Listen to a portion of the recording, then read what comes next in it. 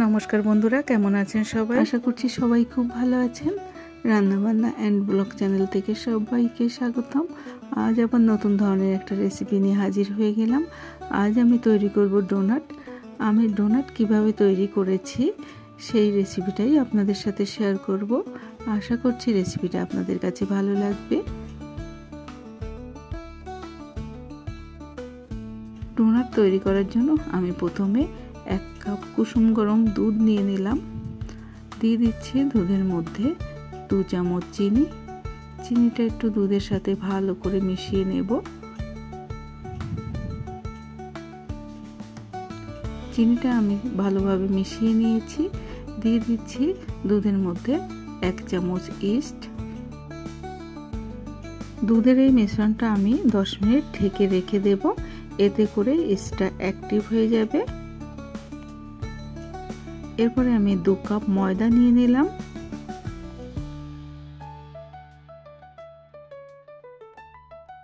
দিয়ে দিচ্ছি সামান্য একটু লবণ।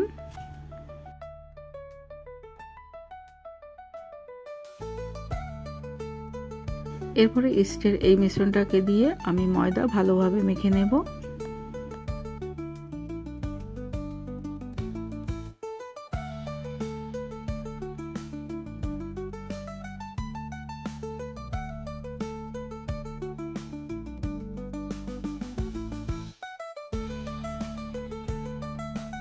ময়দার মধ্যে দিয়ে দিচ্ছি 2 চামচ টক দই।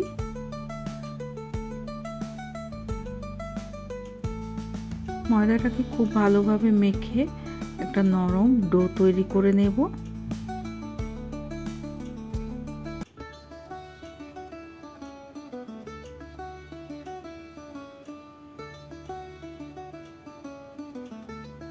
ময়দাটা মাখার সময় যদি হাতে লেগে যায় তাহলে হাতে একটু তেল বা বাটার দিয়ে একটু মেখে নিতে পারেন।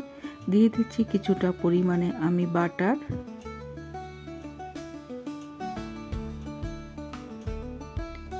ডোনাটের মধ্যে বাটার দিলে ডোনাটের টেস্টটা আরো ভালো হয়।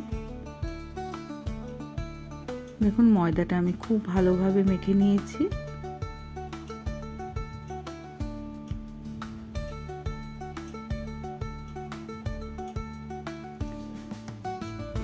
আবারও কিছুটা আমি বাটার দিয়ে দিলাম।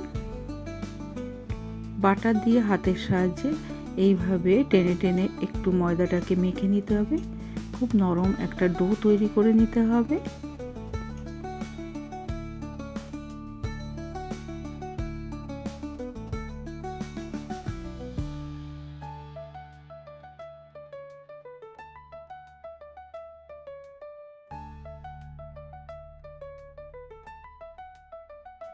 ময়দা আমার মাখা হয়ে গেছে। এরপরে আমি আধা ঘন্টার জন্য ঢেকে রেখে দেব। আধা ঘন্টা বাদে ময়দাটাকে আবারও খুব ভালোভাবে আমি মেখে নেব। এরপরে আমি লেচি কেটে নেব। সবকটা লেচি সমানভাবে কাটার জন্য এভাবে একটা ছুরি দিয়ে আমি সমান সমানভাবে এইভাবে কেটে নিচ্ছি। এরপরে গোল গোল বল করে নেব।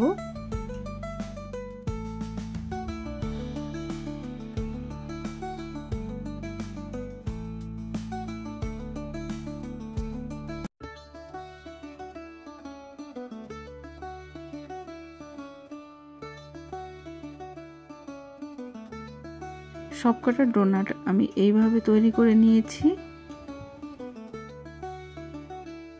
সবকটা ডোনাট তৈরি করে আমি এইভাবে টুকরো করে সাদা কাগজ কেটে নিয়েছি। তার উপরে ডোনাটগুলো এইভাবে নিয়ে নেব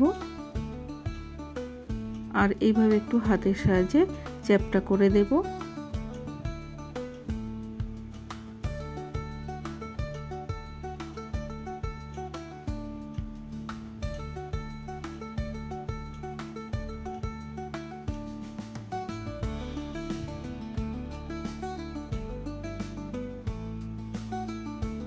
সবকটা ডোনাট আমার তৈরি করা হয়ে গেছে।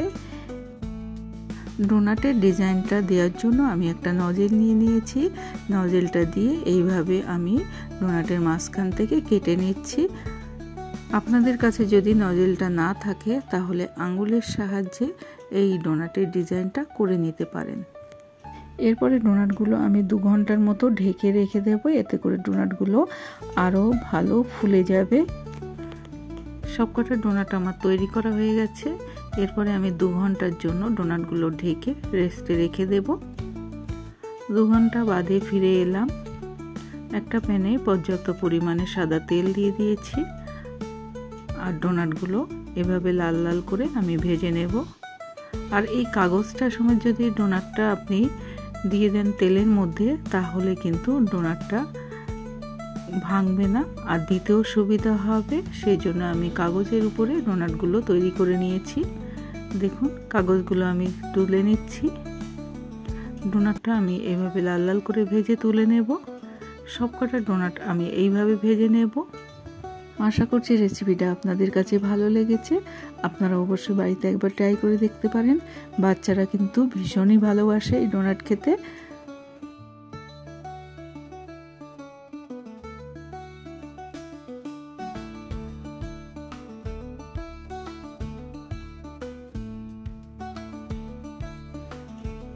আমি একটু চিনির গুঁড়ো করে নিয়েছি।